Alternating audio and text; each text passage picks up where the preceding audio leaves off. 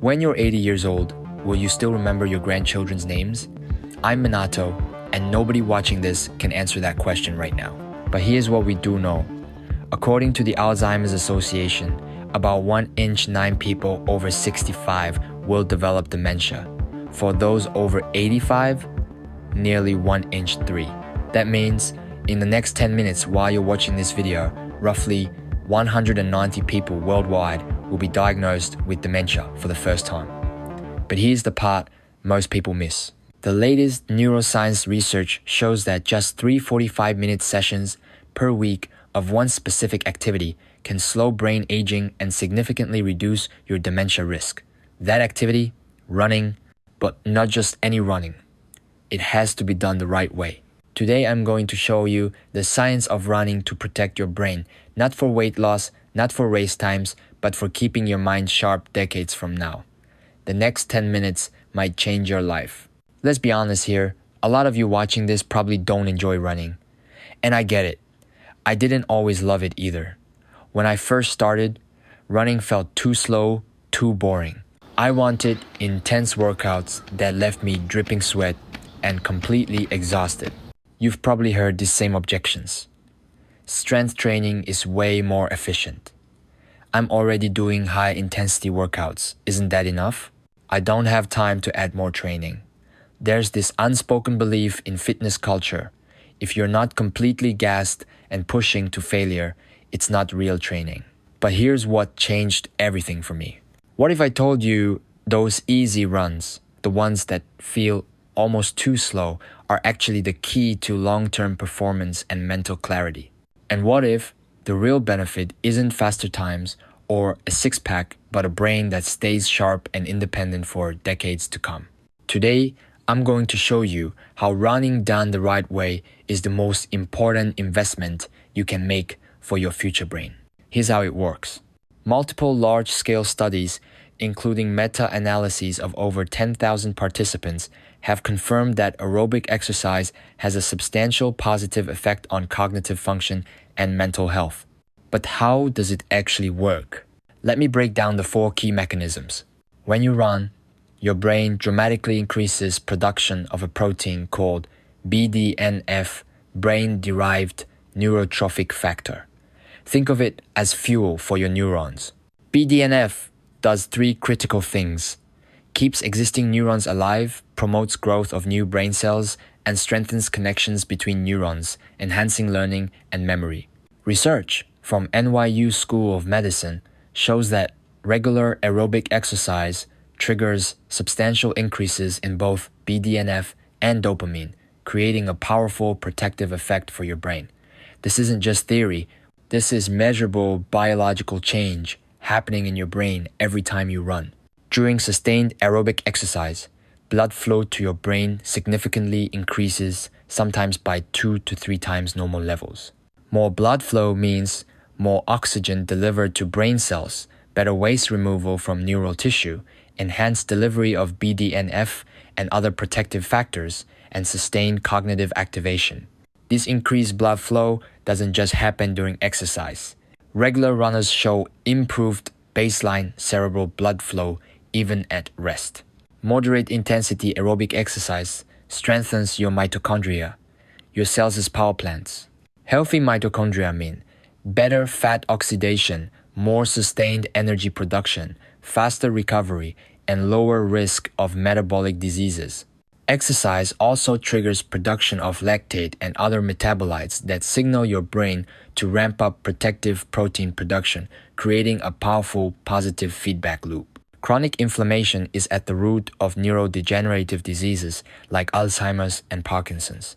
Regular aerobic exercise reduces inflammatory markers in the brain, prevents oxidative damage to neurons, normalizes immune function, and protects the blood-brain barrier. A recent review in Frontiers in Neurology confirmed that sustained physical activity provides measurable neuroprotective effects over time. But here's what most people get wrong. Running isn't a magic pill that works in isolation.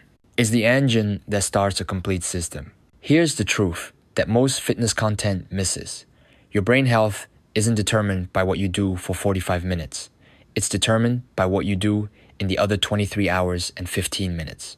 Recent research shows that cognitive health is a 24-hour system determined by three interconnected factors: physical activity, what you do, sedentary time, what you avoid, and sleep, how you recover.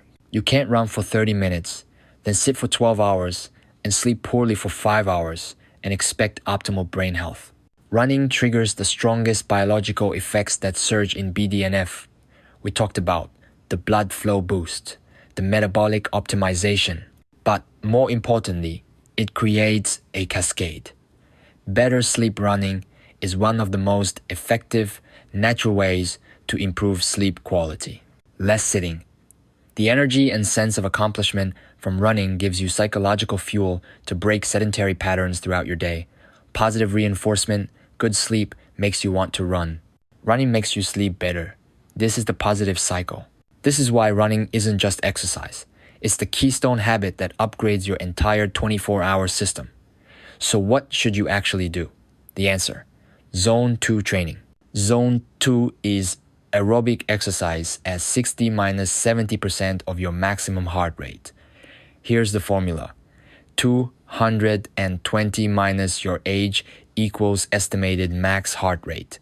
For a 40-year-old, 220 minus 40 equals 180 BPM max. 180 times 0.6 equals 108 BPM. The Zone 2 lower limit. 180 times 0.7 equals 126 BPM. The Zone 2 upper limit. Your actual max heart rate may vary by 10 to 20 beats per minute. If you want precision, consider getting a lactate threshold test or monitor your heart rate during intense effort to find your true max. You're in Zone 2 if you can hold a conversation but feel slightly breathless. You can breathe primarily through your nose, and it feels like you could maintain this pace for hours. If you're gasping for air or can't speak in full sentences, you're going too hard. Here's the critical insight. Zone 2 is sustainable. You can do this 3 to 4 times a week for the rest of your life without burning out, getting injured, or dreading your workouts. And sustainability is everything, because protecting your brain isn't a 12-week program. It's a lifetime system. The science doesn't care if you run hard once. It cares if you show up consistently over decades. Zone 2 isn't just running. Any sustained aerobic activity works. Easy jogging, brisk walking, cycling, swimming, or rowing. The key is maintaining that 60-70% heart rate zone for 45 minutes. Most people bring the wrong mindset to running. The wrong mindset. Just push harder. The more you sweat, the better. Every session should max you out. This works for short-term performance. It doesn't work for building a sustainable brain protection system. The right mindset. Think of running as designing a system, not chasing performance. The goal isn't faster times, more miles, or harder workouts. The goal is showing up for decades, building a habit you can maintain for life, and starting a positive 24-hour cycle. Running is a tool. Use it to sleep better tonight, have more energy tomorrow, break sedentary patterns throughout your day, and protect your brain for the next 30 years. You don't have to love running, but you can love the future that running gives you. Here's your 2-part system. This week, do one Zone 2 session for 45 minutes. Use the formula we covered. 220 minus your age equals max heart rate. Max heart rate times 0.6 to 0.7 equals your Zone 2 range. Or use the talk test. You should be able to speak but feel slightly breathless. This single session will trigger the BDNF surge, increase blood flow to your brain, and give you an immediate psychological win. Every day this week, break your sedentary time. Set an alarm for every 60 minutes. When it goes off, stand up and move for 5 minutes. Walk around your office. Do some bodyweight squats. Stretch anything that gets you moving. Why? Because extended sitting is an independent risk factor for cognitive decline, even if you exercise regularly. Run once this week equals biological reward. Stand once an hour equals environmental victory. This is your foundation. Start here. Build from here. The goal isn't perfection. It's starting the positive cycle. All right, let's recap. Running protects your brain through 4 mechanisms: BDNF production, which is brain fuel, increased blood flow, metabolic optimization, and anti-inflammatory effects. But running alone isn't enough. It's the engine that starts a 24-hour positive cycle involving activity, reduced sitting, and better sleep. Zone 2 training is the key. 60-70% max heart rate. Sustainable. Repeatable for life. Your system. 1 45-minute Zone 2 session per week and break sedentary time every hour.